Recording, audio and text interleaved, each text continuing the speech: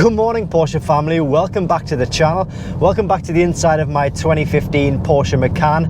Given that I have quite a high turnover of cars, you may or may not be surprised to see the title of this video. In fact, I am selling my Porsche Macan, and in fact, by the time this video goes live on the channel, this car will have been sold. Now, at this moment, I'm not 100% sure what I'll be replacing this Macan with, but I'm 99% sure that it won't be a Porsche. I'm still doing a lot of research on that, but to be honest with you, it probably isn't going to be anything special at all. It'll probably be a non-event. The reason for that is because I just need something which can be sort of beaten around, a daily beater that the dog can get in and out of. I can double up as like a family use car for just going and getting absolutely mucky. We go over to the Lake District a lot, and we're just coming back in and so dirty. So I don't really want to have to worry about getting a car completely wrecked with mud and dog hairs and things like that. So it's going to be nothing special that I replace it with, and that may actually have a significant effect on the future of this channel.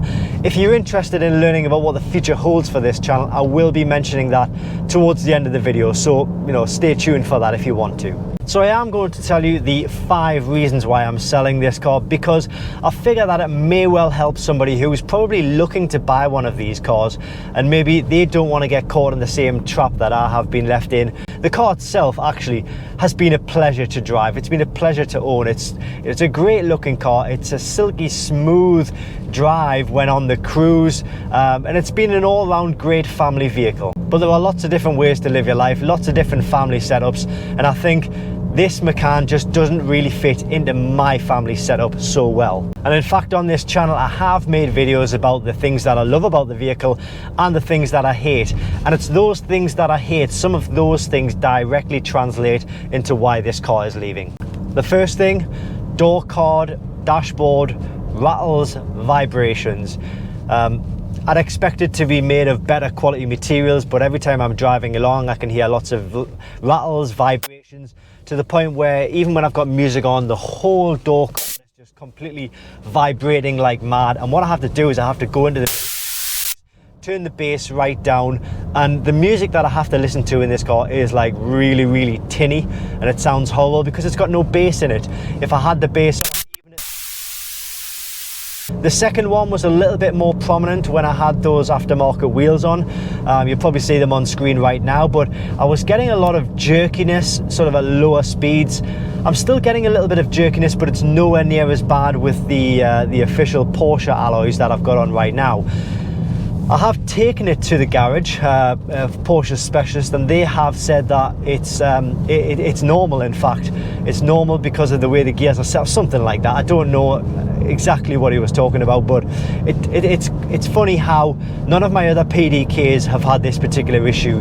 I've had my Cayenne, I've had a couple of 911s, I've got a Cayman, which have all been PDK, and none of those gearboxes have had this issue. So I'm not 100% sold on that answer. So it just sometimes makes the whole driving experience a little bit nasty when sort of coming at the slow speeds, setting off from slow speeds and sort of stopping the car up to a slow speed. It's like giving you like these jerky motions. Not good. This one's really specific to me, but getting in and out of the car, I do have hamstring and leg problems, and these side bolsters, they really are quite they come up quite a lot. And so when I'm getting out of the car, there's only one place for my leg to go, and it's down onto these sort of quite uncomfortable side bolsters. It's perfect when you're driving the car and you're sitting in driving along, it keeps you in place, but getting in and out, just a little bit of an issue for me and my legs. So yeah. One of the bigger reasons is my dog. It sounds ridiculous to say because I bought this car when I had the dog. Previously with my BMW 3 Series, the dog was able to just jump in and out at will really easy. You can't jump in and out of this car, which makes just getting him in and out, going for walks, just that little bit more cumbersome, just that little bit more frustrating for him, for me, because I've got to deal with him, I've got to deal with myself. and everything else. A little bit frustrating because I have seen dogs jumping in and out of 4x4s at will, but mine just won't. He'll jump into a lower down car absolutely fine though. I have considered also one of these like doggy ramps that you can get to get them in the car, but I don't want to put my dog in the boot. I want to put him on the back seats, and carrying one of these dog ramps around is sort of like, well, it would be quicker to just pick him up and pop him in the car, which I don't want to do. So for that reason, it does need to be a lower down car. And that brings us on to the fifth and final reason, is that, you know, I just prefer the lower down driving position. And I've only learned that because of having two SUVs. I've had the Cayenne, then went back down to a BMW, and then I thought to myself, you know what, I'll give it another try. I'll go into the Macan, see if I can get on with that, because the Macan is a little bit lower than the Cayenne, but I've just come to realise that it's down to personal preference, and I just do prefer that sort of lower down driving position that a saloon or a state car would give you. You know, it's a real shame. I don't regret buying it. At least I can say I've tried this car.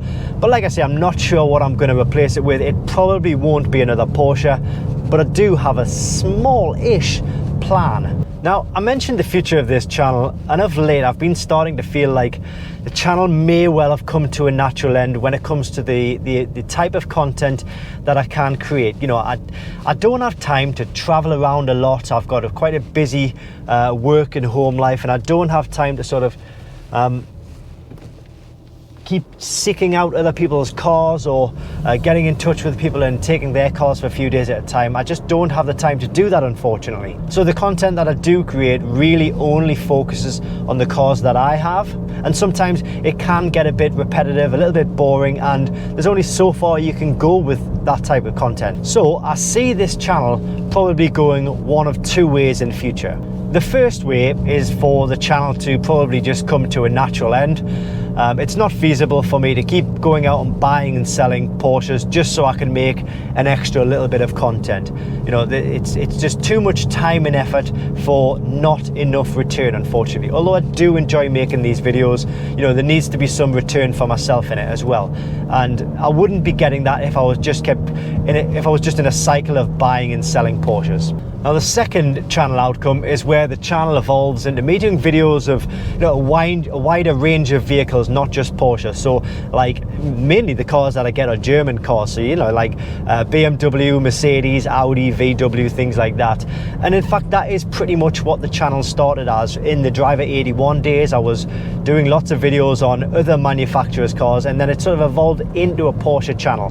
Whether or not the audience that I have is interested in that type of thing, I don't know. I'd like to think that they were, but it may also, you know, attract a newer and a wider audience as well, if you like. I would still continue doing the Porsche content as much as I could, and it would still probably mainly focus around Porsche, but there would be other makes and models on there as well. Now, I don't want to do anything hasty too soon. It probably would mean another channel name change, which is not what I want to do.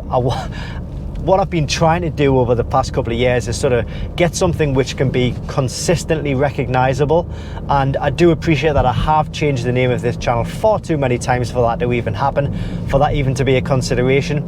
But you know, maybe if I just change it one last time and then that is completely it, and then it does allow me to cover a lot of different makes and models. So it wouldn't be Porsche House, it might be something like, I don't know, Satchin the Cars or something like that. But I've still got a lot of thinking to do before we get to that point. And I do want to say a massive thank you to those that have supported the channel, whether you've been here for a long time or whether you've just been here for a few months or a year or so, or whether you even only subscribed to the channel because you thought you might get a free Porsche Boxster. You know, I don't mind, but I'm just happy that the support has been there, and I just want to show you that I do appreciate it, and I'm really thankful for that. Those of you who aren't even subscribed to the channel and just wanted to see why I sold the Porsche Macan, you're probably thinking, what the hell is this guy talking about? Which is fair enough. But yeah, thanks for watching, guys. I'll see you on the next video. There will be more videos, I'm sure of it. Thanks for watching. See you next time.